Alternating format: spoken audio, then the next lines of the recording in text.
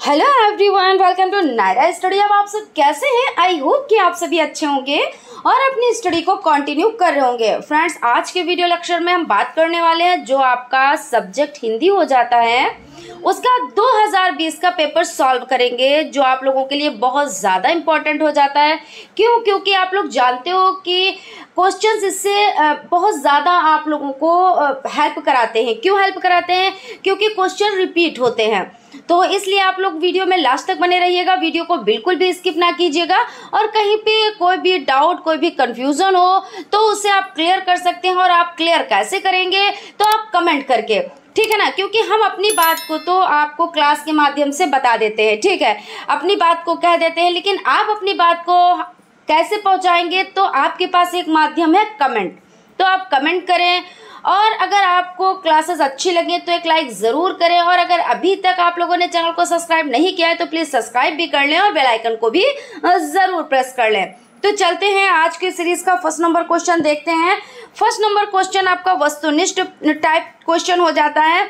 इसमें है राम भक्ति काव्य धारा के प्रमुख कवि हैं। कौन है? कबीरदास हैं, जायसी हैं, तुलसीदास हैं, वल्लभाचार्य हैं। कौन हो जाते हैं? तो तुलसीदास जी हो जाते हैं, यानी कि आपका जो थर्ड ऑप्शन या ऐसे कह लीजिए ग ऑप्शन है वो आपका राइट हो जाता है। उसके बाद नेक्स्ट क्वेश्चन आपका हो जाता है साकेत महाकाव्य के रचनाकार हैं। कौन है? अयोध्या सिंह उपाध्याय, मैथिली शरण गुप्त, जयशंकर प्रसाद, रामधारी सिंह दिनकर। तो इसमें मैथिली शरण गुप्त जी हो जाते हैं, यानी आपका सेकेंड ऑप्शन यानी ख ऑप्शन आपका राइट हो जाता है। उसके बाद क्वेश्चन है जो प्रणाम करने योग्य हो के लिए एक शब्द है। प्रणाम, प्रणाम में प्रसाद, प्रकष्ट, तो प्रणाम में यानी ख ऑप्शन आपका राइट है। आंसू का तत्सम शब्द है अश्रु, आंख, आग, अग्र, तो आंसू का तत्सम शब्द जो हो जाता है वो अश्रु हो जाता है, यानी कि फर्स्ट ऑप्शन यानी का जो आपका ऑप्शन है वो राइट हो जाता है। लास्ट क्वेश्चन यानी जो आपका वस्तुनिष्ठ टाइप क्वेश्चन का लास्ट है, गोदान के लेखक हैं। कौन है? महावीर प्रसाद, श्याम सुंदर दास, आचार्य रामचंद्र शुक्ल या मुंशी प्रेमचंद्र जी। तो इसमें मुंशी प्रेमचंद्र जी हो जाते हैं, यानी गोदान के लेखक मुंशी प्रेमचंद्र जी हैं, यानी आपका फोर्थ ऑप्शन घ ऑप्शन राइट हो जाता है। ठीक है, चलते हैं अति लघु टाइप क्वेश्चंस की तरफ। इसमें फर्स्ट क्वेश्चन हो जाता है, वैसे तो आपका सीरीज के अकॉर्डिंग आपका 6 नंबर क्वेश्चन है, लेकिन जो अति लघु टाइप क्वेश्चंस के अकॉर्डिंग आपका फर्स्ट क्वेश्चन है अनेकार्थी शब्द किसे कहते हैं? अनेकार्थी शब्द यानी नाम से ही पता चल रहा है कि अनेक अर्थ प्रकट करने वाले, है ना। तो वे शब्द जिनके अनेक अर्थ होते हैं अनेकार्थी शब्द कहलाते हैं। जैसे पर्यायवाची, जिनको पर्यायवाची भी कहते हैं, है ना। कभी कभी आपका अनेकार्थी शब्द आ जाता है, कभी कभी आपका पर्यायवाची शब्द आ जाता है, तो आप कंफ्यूज हो जाते हैं कि अब किस तरह से इसको करें, क्योंकि हमने तो पर्यायवाची पढ़ रखा है, अनेकार्थी क्या होता है। तो क्या है? वे शब्द जिनके अनेक अर्थ होते हैं यानी बहुत सारे अर्थ होते हैं वो क्या कहलाते हैं? तो अनेकार्थी कहलाते हैं। जैसे आम का, तो साधारण, भाई आम कहते नहीं ये आम आदमी है यानी साधारण आदमी है, यानी मामूली है। एक फल है, आम एक फल भी तो है ना। और विशेष, तो इस तरह से आपका हो जाता है। नेक्स्ट क्वेश्चन है निर और सम उपसर्ग लगाकर एक एक शब्द बनाइए। तो निर्दोष, निर्भय, सम, संग्रह, संस्कार। आंखें खुलना मुहावरे का अर्थ लिखिए। तो आंखें खुलना, भ्रम दूर होना, ये हो जाता है। समय चूकी पुनिका पछतावे लोकोक्ति का अर्थ स्पष्ट कीजिए। तो आलसी और भाग्य के भरोसे जो लोग बैठे रहते हैं, जब समय निकल जाता है तब पछताने से कुछ नहीं होता है। यानी क्या कह रहे हैं कि समय चूकी पुनिका पछतावे, यानी कोई भी आप कार्य कर रहे हैं या आप कोई कार्य करने की सोच रहे हैं, लेकिन जब वो समय ही निकल जाता है तो उस कार्य को करना व्यर्थ ही होता है। क्योंकि टाइम पे अगर वो वर्क किया जाए तो वो अच्छा होता है। जैसे कहते नहीं है कि एक फसल लगी हुई है और उसको पानी की ज़रूरत है, उस टाइम तो पानी उसको नहीं मिला, लेकिन जब वो फसल पक जाती है और उसके बाद उसमें बारिश हो गई और पानी उसको मिल गया तो वो फसल क्या होती है? ख़राब होने लगती है। तो यानी अगर जब फसल को नीड हो पानी की तब उसको देना, वो एक क्या होता है कि हाँ उसके लिए फायदेमंद है। लेकिन जब फसल पक गई और उसको पानी की ज़रूरत नहीं, अगर पानी हो गया तो फसल ख़राब हो जाएगी। जो भी अनाज या जो भी चीज़ें हैं वो ख़राब हो जाएंगे और पानी मिला तो वो व्यर्थ हो जाता है। इसीलिए कहते हैं कि समीचूकी का पछतावे यानी जब टाइम निकल जाता है तब कोई कार्य करे तो उससे कोई फायदा नहीं होता है और पछताने से भी कोई फायदा नहीं होता है। सरल वाक्य किसे कहते हैं? सरल वाक्य ऐसा वाक्य जिसमें एक ही क्रिया और एक ही कर्ता होता है। जिस वाक्य में एक ही उद्देश्य और एक ही विधेय होता है वो वाक्य सरल वाक्य कहलाता है। इन्हीं को हम साधारण वाक्य भी कहते हैं, ठीक है ना। जैसे राम जाता है, हम खाते हैं, वो सोता है, वो जाता है।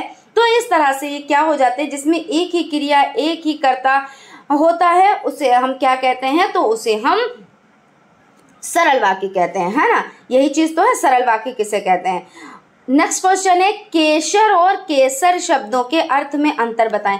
तो केशर, अभी पहला देखिए जो केशर लिखा गया है वो कैसे लिखा गया है? का में एक की मात्रा शा और रा, ये इस तरह से लिखा गया है। दूसरा कैसे लिखा गया? का में एक की मात्रा छोटा सा यानी जो सपेरे वाला सा होता है।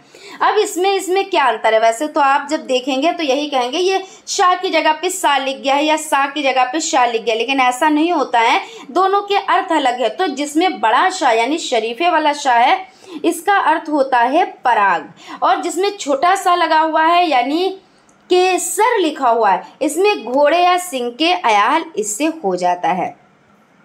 आई होप आप लोगों को चीज़ें अच्छे से समझ में आ रही होंगी। फिर भी अगर कहीं पे डाउट कोई कंफ्यूजन है तो आप लोग क्लियर कर सकते हैं। और फ्रेंड्स कुछ प्रॉब्लम की वजह से क्लासेस कंटिन्यू नहीं हो पाए हैं तो उसके लिए सॉरी। बाकी अब आप लोगों के जो क्लासेस हैं वो कंटिन्यू रहेंगे और जो भी चीज़ें हैं सब, जैसे कि हमने आपको बताया कि 2015 से अब तक के जितने भी पेपर सॉल्व मतलब हो जाएंगे, जितने भी पेपर हो चुके हैं उनको सॉल्व कराएंगे।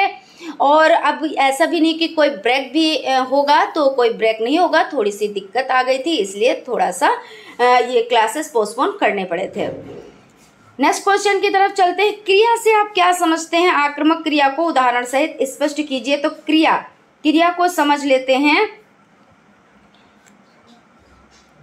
वे शब्द जिनमें किसी कार्य का होना या कारण पाया जाता है वो क्रिया कहलाती है। जैसे वो आदमी है, वो पाठ पढ़ती है, शब्द से होने का बोध होता है, पढ़ती है, शब्द से पढ़ने का बोध होता है, अतः वे शब्द क्रिया शब्द है। क्या कह रहे हैं कि वे शब्द जिनमें किसी कार्य का होना पाया जाता हो, है ना, तो वो क्रिया होती है। उसके बाद देखिए नेक्स्ट क्वेश्चन क्या कह रहा है। नेक्स्ट क्वेश्चन आपका हो जाता है रचना की दृष्टि से वाक्य के कितने भेद होते हैं? संयुक्त वाक्य को उदाहरण सहित लिखिए। तो इसमें आपका हो जाता है रचना की दृष्टि से भेद। तो ऋण शब्द, यौगिक शब्द, योग ऋण शब्द हो जाते हैं, ठीक है। तो इसमें आपका देखिए यहाँ पे एक ट्रिक बताते हैं। रचना, आपका रचना जब लिखा गया तो कितने शब्दों से लिखा गया? र खाली, चा खाली, ना में आ की मात्रा, रचना लिख गया यानी 1 2 3। और रचना की दृष्टि से भेद कितने होते हैं? तो 3। तो देखिए है ना ये ट्रिक समझने वाली, तो आप इसको अच्छे से याद कर लीजिए। अब इसके नाम की अगर बात की जाए तो ऋण शब्द, यौगिक शब्द और योग ऋण शब्द हो जाते हैं। इसमें इसको हम डिटेल में समझ लेते हैं। तो ऋण शब्द जो शब्द किसी अन्य शब्दों के योग से नहीं बनते अपितु परंपरा से किसी विशेष अर्थ में प्रयुक्त होते हैं उन्हें ऋण कहते हैं।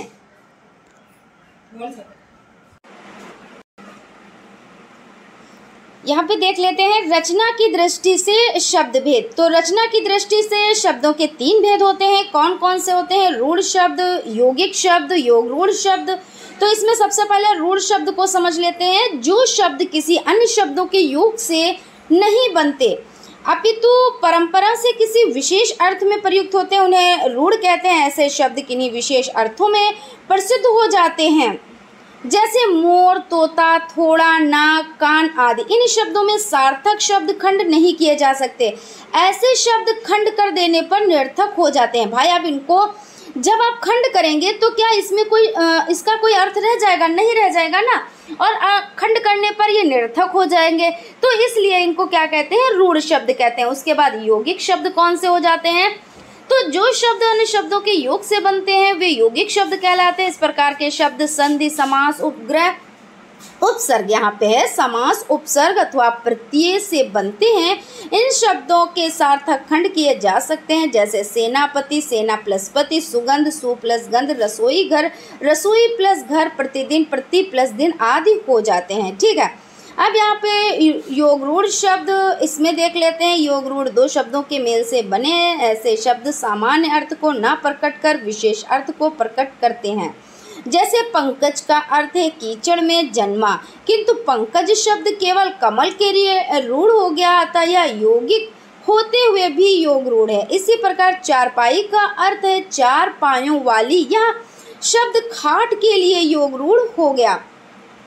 तो यहाँ पे आप लोगों ने किया क्या, रूढ़, योग रूढ़, और देखिए यहाँ पे यौगिक शब्द, रूढ़ शब्द और योग रूढ़ शब्द आपने देख लिया। उसके बाद नेक्स्ट क्वेश्चन की तरफ चलते हैं। क्वेश्चन यहाँ पे आपका हो जाता है गद्य और यहाँ पे गद्य और पद्य में अंतर बताएं। तो देख लेते हैं गद्य और पद्य में अंतर। गद्य और पद्य में अंतर ही हो जाते हैं। गद्य के वाक्य में विराम इत्यादि के नियमों का पालन किया जाता है, पद्य में नियमों का कोई बंधन नहीं होता है और गद्य में लय की कोई भूमिका नहीं होती है। पद्य में गति एवं लय की विशेष भूमिका होती है। गद्य में छंद का कोई उपयोग नहीं है और पद्य की रचना छंदबद्ध अथवा छंदयुक्त होती है। उसके बाद नेक्स्ट क्वेश्चन हो जाता है। नेक्स्ट क्वेश्चन की अगर बात की जाए तो यहाँ पे हम देख लेते हैं, आपका हो जाता है पूर्ण विराम तथा विस्मयादि बोधक चिन्ह में क्या अंतर है, उदाहरण सहित स्पष्ट कीजिए।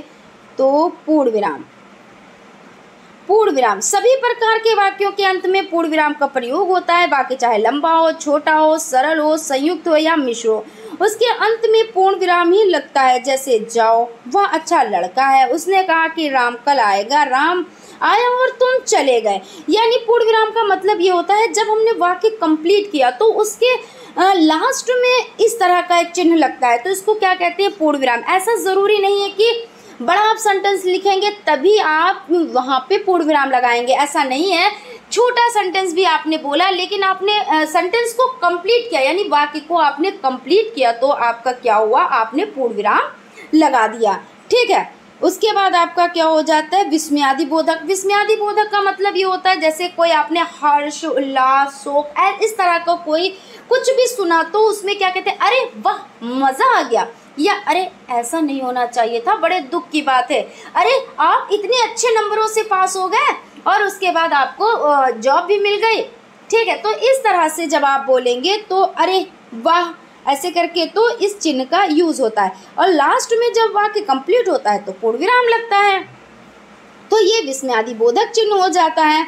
उसके बाद क्वेश्चन आपका है कि किसी राष्ट्रीय पर्व पर अपने शब्दों में स्वतंत्र अभिव्यक्ति प्रस्तुत कीजिए। तो आप इसको अपने शब्दों में लिख सकते हैं अच्छे से कि भाई हेडिंग डाल के रूपरेखा, प्रस्तावना, 15 अगस्त 1947 को स्वतंत्रता की प्राप्ति उत्सव का कार्यक्रम, उपसंहार, इस तरह से आपने हेडिंग डाली और आपने लिखना स्टार्ट किया।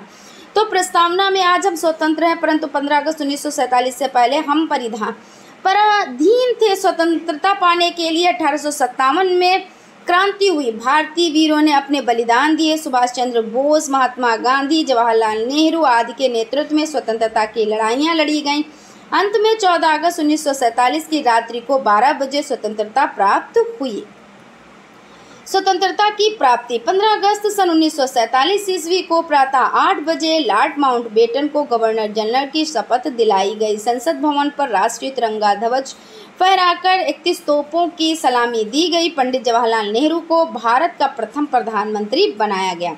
उत्सव का कार्यक्रम 15 अगस्त हमारे देश का राष्ट्रीय पर्व है, वो स्वतंत्रता दिवस के रूप में मनाया जाता है। इस दिन प्रत्येक वर्ष सरकारी, गैर सरकारी कार्यालयों, स्कूलों, बाजारों, कारखानों सभी जगह तिरंगा झंडा फहराया जाता है। इस दिन सजावट की जाती है और उत्सव मनाए जाते हैं। दिल्ली के लाल किले पर भारत के प्रधानमंत्री राष्ट्रीय ध्वज फहराते हैं। इस अवसर पर विद्यालयों में राष्ट्रीय गीत गाया जाता है। शाम काल सार्वजनिक सभा होती है। लोग स्वाधीनता के लिए प्राण त्यागने वालों को श्रद्धांजलियाँ देते हैं। उपसंहार स्कूलों में यहाँ पर उत्साह से मनाया जाता है। ध्वज फहराया जाता है। मुख्यमंत्री व शिक्षा मंत्री के संदेश पढ़े जाते हैं और बालकों को फल व मिठाइयाँ बांटी जाती हैं। इस पर्व पर हमें राष्ट्र के लिए सर्वस्व बलिदान करने का व्रत लेना चाहिए और प्रेम पूर्वक मिलजुल कर रहने की प्रतिज्ञा करनी चाहिए। उसके बाद देख लेते हैं यहाँ पे आपका विराम चिन्ह ये हो जाता है मिश्रित वाक्य और संयुक्त वाक्य। ये क्या होते हैं, ये आपका क्वेश्चन है कि मिश्रित वाक्य एवं संयुक्त वाक्य में अंतर स्पष्ट कीजिए। तो मिश्रित वाक्य वो वाक्य होते हैं जिनमें प्रधान वाक्यांश सामान्यता हो तथा एक से अधिक उपवाक्य शामिल हो। जैसे तुमको जल्दी स्कूल जाना चाहिए ताकि तुम्हारा पहला घंटा न छूट जाए। संयुक्त वाक्य वह वाक्य है जिसमें एक से अधिक उपवाक्य हों और उपवाक्य लेकिन, किंतु, परंतु और वे, यद्यपि, तथापि आदि से जुड़ा हो। जैसे आंधी चल रही है और सड़कों पर धूल उड़ रही है। मोहन सो रहा है लेकिन उसका भाई बीमार है।